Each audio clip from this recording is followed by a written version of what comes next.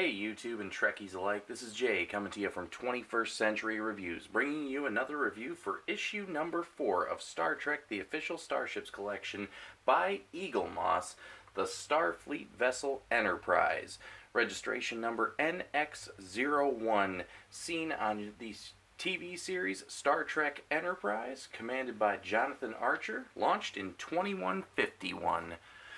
This particular ship happens to be a favorite of mine. I enjoyed the design concept schemes that they came from with the, I guess you could say it's a bridge of design used originally from the Akira class used in Star Trek Deep Space Nine and Star Trek's First Contact.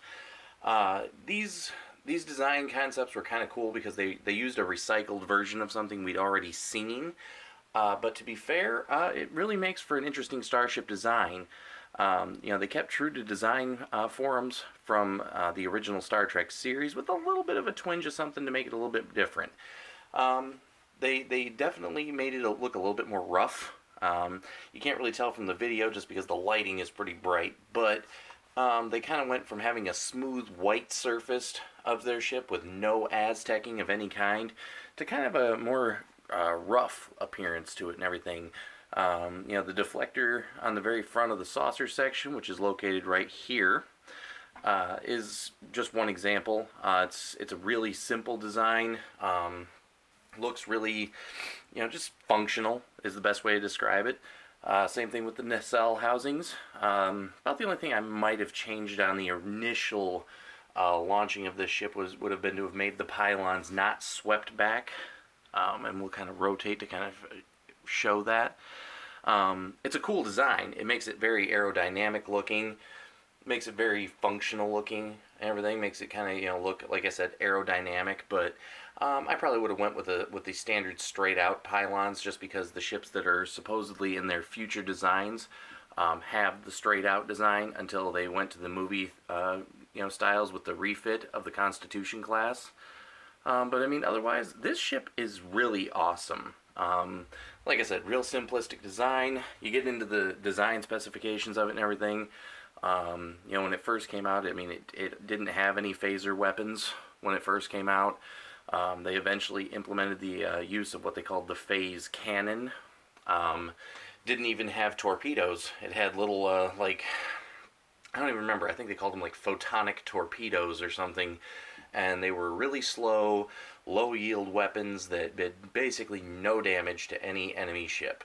It didn't take long for them to get into the end of the second season, into the third season of Enterprise, to realize they needed to implement the use of the photon torpedo, simply because it wasn't doing any damage.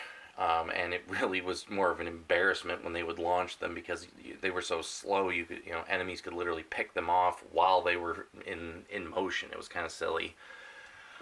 Also, with this ship didn't have any tractor beams. It didn't have any defensive shields. It used what they called hull plating. Really cool design concept. Really cool, that they really followed the tech on it, and made it very old school, so that it seemed like it was something that came before the original series ship.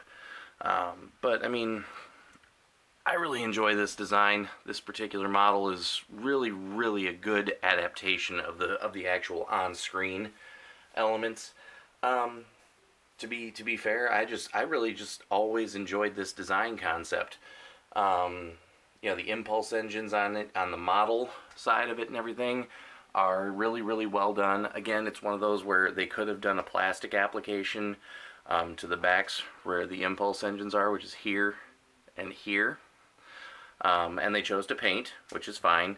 They did a really good job paying attention to the details on the nacelles themselves, because they actually did good application for the clear plastic red nacelle caps on the very front section of each nacelle. Both sections have a clear blue plastic that you can see through it in the light. Great application. All the decals are spot on my model. The NX01 Enterprise right here on the front section. The various other applications that go into the various sections and everything. All perfect placement. I couldn't ask for a better model, in all honesty. it follows right along with the bigger models I've already built of it and everything. I actually have zero complaints, to be completely honest with this. 90% of the body of this entire model is made of the die-cast metal that they advertise. The only plastic components are the nacelles themselves. And I'm going to turn it to the front section just because I can actually point out that the bottom application, which seems to be lacking a lot on most of these Eaglemoss models, actually seems to be very well done on this one. So I'm going to pause for 1 second and I will be right back. Okay, sorry about that.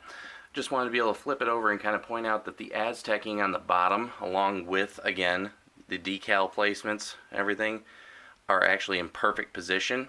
They did not mess up one thing on this model. The gray color of it and everything follows exactly to screen accurate specs. Even down to the shuttle pod hangers, which are right here.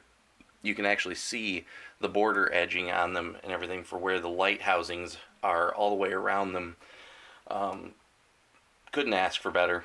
It's really a top-notch model. So, to be fair, and giving it a screen accuracy testing, it gets top marks. For decal placement, top marks. For all things that I would consider and everything. But the only complaint I have is that the impulse engines don't have a clear plastic or a blue plastic cover coating to them and everything, and they were painted on instead. So I'm going to give this one basically a highest marks. I'm going to give it a top rating and say that, well, for lack of a better term, because again, we still don't have a rating system quite figured out yet, working the bugs out on that. So I'm going to grade it A+, just because I don't have any complaints with it. It really, even the one little thing isn't really a complaint. It's just something I would have done differently. So, good job, Eaglemoss. Issue number 4, top notch. About the only complaint I can really say in regards to the issues so far is that, in the first 5 issues of this release, we got Enterprise models, which is good, because those of us that are fans, those are obviously going to be some of the most highly sought after models, but to be completely blunt and fair, we don't see another Enterprise model until the E comes out, and that's like 17 issues away. To me, I have my own personal, things about it and everything. I like the model, and I like the order that they went in and everything, but to be fair, within 5 issues, you have 3 Enterprise models. I know you're trying to bait them a little bit and everything, but I would have spread them out a little bit more. At least every, maybe 7th issue, release an Enterprise model, so that way you could spread them out a little bit over the course of the initial release of this, but whatever, it is what it is. So I'm going to put this back on its stand one last time before I cut out. Anyway, just to come back real quick and just to be able to say, yeah, there's, technically speaking, the the deflector housing that sits right in here where the deflector sits should also be painted a little bit brighter, but to be honest, I don't really care. It looks good because it's exactly the way it's supposed to look. So, again, top marks, good job, Eaglemoss. So, feel free to leave comments, questions, and selections below. I'm really looking to try and get some subscribers and everything. I don't seem to have a whole bunch at this point.